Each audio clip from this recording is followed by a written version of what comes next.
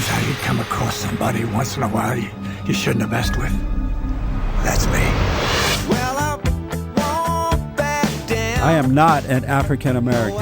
You're Oreo cookie, white in the inside and black on the outside. I don't have an afro, I have an Amerifro. Talking that idiotic stuff you talk about, I will slap you. Go ahead. Make my day. Black as the ace of spades, but 100% American. Heard around the world by everybody and their mama. The Jesse Lee Peterson Radio Show. Good morning, this is Jesse Peterson. Thank you so much for being with me. I absolutely appreciate it. Taking your phone calls, 888-775-3773, 888-77-JESSE. I have with me Dr. Nathaniel Frank. He's a senior research fellow at the Palm Center at University of California, Santa Barbara. He is the author of Unfriendly Fire, How the Gay Ban Undermines the Military and Weakened America. You know that the gays are now openly gay in the military, and most Americans think that that's a very bad idea, a very bad idea. Dr. Nathaniel Frank believes that it's a good idea. Also have with me Dr. Michael Brown. He is the author of 20 books and has served as a visiting or adjacent professor at 7 seminaries. He spent over 5 years researching materials for his book, A Queer Thing Happened to America, pulling primary sources from GLBT authors, leaders, and thinkers. Very interesting. Dr. Brown, good morning. Good morning. Great to be with you, Jesse. Yeah, thank you so much for having me. And then Dr. Nathaniel Frank. Good morning, sir. Good morning. It's good to be with you. All right, I appreciate you being here. Dr. Frank, you're in support of this overturning Don't Ask, Don't Tell in the military. Yes, and just a quick point of fact is that you said most Americans think it's a bad idea. In fact, poll after poll after poll has shown the opposite, so that's not right. Most Americans, roughly 75 to 80%, depending on the poll, favor, actually. Normal Americans are against it, but go ahead. I don't know how you define normal, but that's still not true. What's the purpose of being openly gay in the military? What good does it serve? Well, exactly the same good as the purpose of being allowed to be openly straight in the military. I think there's this myth that being openly gay somehow means that we're going to have gay pride floats drifting onto military bases and people prancing around in pink boas. A lot of stereotypes operate when it comes to fears of changing this policy and replacing it with a policy of equal treatment. But what it means is that if someone asks you, what did you do this weekend, you don't have to hem and haw or lie or beat around the bush. You can actually bond with your peers, whether you're straight or you're gay. And you don't have a double standard in the military for one group where you allow everyone else to, talk about their wife and their family or wear a wedding ring, whereas you have only gay people having a special requirement, a double standard, a different standard. That's always not a good thing in the military. Dr. Brown? Yeah, actually, of course, I appreciate all the research and effort that Dr. Frank has put into the subject, but I say it's the exact opposite. First, there's no constitutional right to serve in the military, but there's a constitutional right to religious freedom. And you have far more evangelical Christians in the military than you have gays and lesbians. I don't think Dr. Frank would argue with that. And now you're going to have them restricted in terms of their freedom of religion beliefs. I'm getting letters already from servicemen with notes from their superiors. If you have a problem with this, you may want to get out. Notes from chaplains with the same thing. And now we do have a double standard. We have a brand new double standard because for sexual purposes and for purposes of intimacy and things like that, we have men separated from women because it's just not fair to have them all together, bonding together, living in the same bunks, showering together and things because they're sexual creatures, they're human beings. And now you're putting people together where you're going to have uncomfortable situations, where you're going to have issues with military cohesion. And then you add to it the fact that, say, men who have sex with men are 50 times more likely to get a sexually transmitted disease or HIV/AIDS and the potential drain on military for that. It's not positive. Why do we have to bring sexuality into it? Why can't we let people simply serve our country and not make an issue out of their sexuality? I think, if I could, that's the problem with the double standard, is that when you say bring sexuality into it, there's a mythology there that when you talk about gay people, you're talking about sex and sexuality. The reality is gay people have been serving in our country since the 1700s. Gay people have been serving in and leading the militaries across the world, and it's just that society hasn't wanted to talk about it. So you have polls and you have research showing that even despite this policy, when it was in effect, you had the majority of people in their units knew that a unit mate was gay or lesbian. And so we can stick our head in the sand and pretend that it doesn't exist and continue to regulate their speech, which is also a constitutional problem, as the courts have now begun to say. But you have they didn't before, but that doesn't mean that you're living in a reality-based world. And then a quick point about the religion. There's another mythology, and it's frankly part of a growing conservative talking point that when you treat gay people equally, somehow you're undercutting religious freedom. If you polled people about what they thought about African Americans at various points or Jews serving in the military, you may, and I haven't done it, but you may very well get similar resistance. Religious freedom in our country does not allow people to pick and choose who they serve with because of what their religion says. To the contrary, it allows them to believe what they believe and to practice what they feel called to practice. Within your book, though, you have a complete mischaracterization of religious beliefs. You paint it to homophobia. You're just going to look at Jerry Falwell's and Pat Robertson's without recognizing that there are tens of millions of people, hundreds of millions worldwide that find homosexual practice to be immoral and wrong. And to separate sexuality from homosexuality, that's a myth, sir. Hold that thought for me, Dr. Brown. I'll let you finish that. I'll allow you to respond, Dr. Frank, right after this break.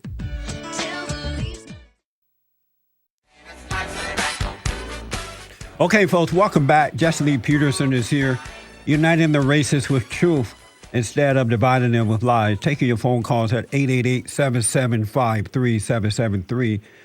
Dr. Frank, you mentioned sexuality, but homosexuality is not about love, is not about civil rights, is not about family. It's about sex and nothing else. Am I right about that? That's not at all what it's about.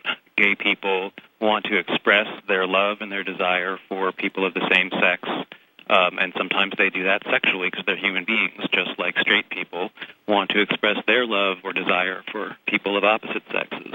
People, for the most part, who are gay and lesbian experience this but they can do that. Something they're born with. They can do that, sir. They just want to force it on other people, and that's where the problem is. Am I right about that, Dr. Brown? In what sense? In what sense is it forcing it on other people? Hold on, Dr. Frank. The real issue is that we do have extreme gay activism in America that's constantly pushing things from preschool right into the military.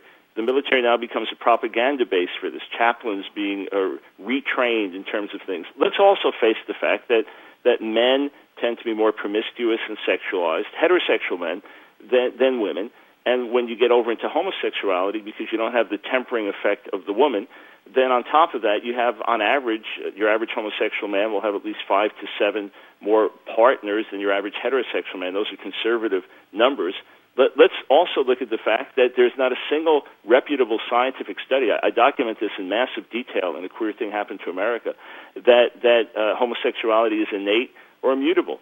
I know plenty of people that have come out of homosexuality, and to compare it, say, with being Jewish, which I am, Jewish follower of Jesus, or skin color, which you are, Jesse, is completely wrong. We're ultimately talking about an expression of a behavior.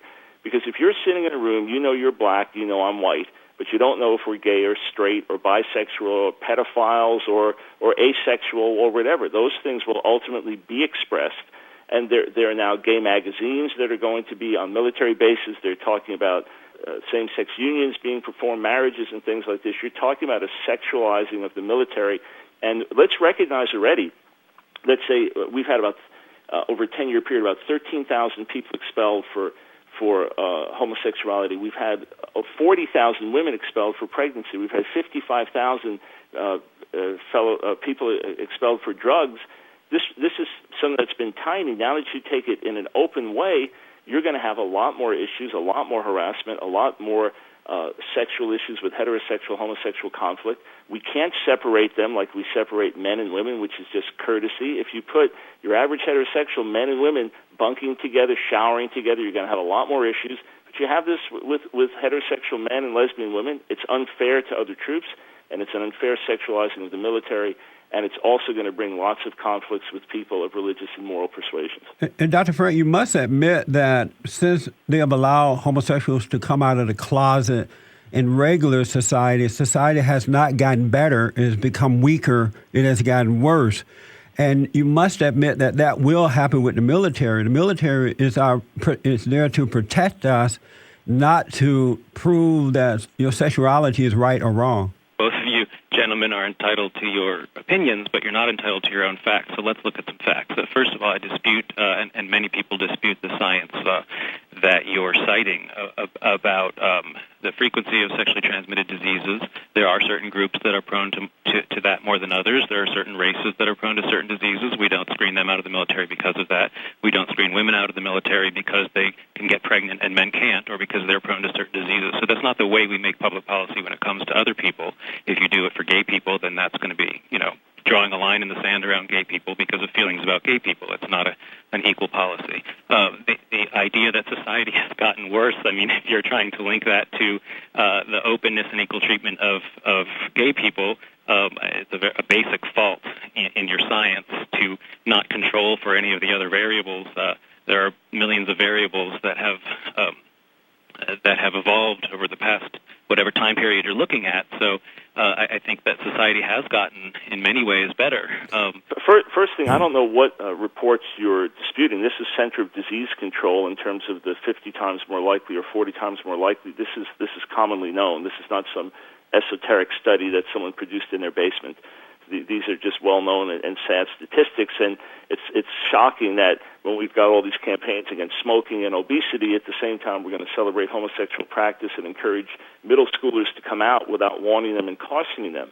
In point of fact, when the analogy breaks down from the beginning by saying something is innate and immutable, and that's your starting point, then you have a real issue. Also, when we're talking about in-groups and out-groups, when it still comes to behavior, there are larger issues here. And when Jesse spoke about the decay of American society, a lot of this happened in the 60s. We had positive movement with civil rights and things like that, but then we had other negative things like the sexual revolution. We've now got 6 to 7 times as many kids born out of wedlock as we had before. And the gay activist movement, Stonewall and so on, all comes out of the sexual revolution. All of this brings the further breakdown of marriage, the further breakdown of family, the further breakdown of sexual roles and gender distinctions and things like this. So gay activism is part of a much larger problem that we're facing in America. Actually, if you look at those statistics, some of those negative things about society have leveled off and declined since we got gay marriage. But, we probably agree on a lot since more. We got gay marriage, Dr. Frank, you can't possibly be saying that there have been positive societal effects across the country in a couple of months or things like that. And in point of fact, if you look at other countries that have had gay marriage for longer Hold on, Dr. Frank. Marriage in general is on the decline. Let me ask both of you because of time. Once we get Obama out of there and this administration out of the White House, can we overturn this thing in the military? Absolutely. And I certainly hope we do for the good of the military and the good of our soldiers. Now, Dr. Brown, it can be overturned, and it should be. There's absolutely no evidence at all that allowing equal treatment of gay people disrupts the military, and in fact, you're going to get more Arabic linguists, and you're not going to lose 14,000 people. I know, but that has nothing to do with performance. But Dr. Frank, do you believe to put the toothpaste back in the tube? What are you going to do? Order everyone to forget that they now know that 60,000 of their comrades are gay? That's a very tough thing to reverse, and I don't think also a very tough thing. You've got 2,000 out of 5,000 military chaplains having issues on record. Just reading the article about that, there's a lot of toothpaste out of the tube that's going to have to be dealt with. This has been the Jesse Lee Peterson Radio Show, produced by Bond Action. To purchase individual shows or special packages, or to make a donation, visit us on the web at bondaction.org, call 1-877-932-2877, or write to us at P.O. Box 35586, Los Angeles, California, 90035.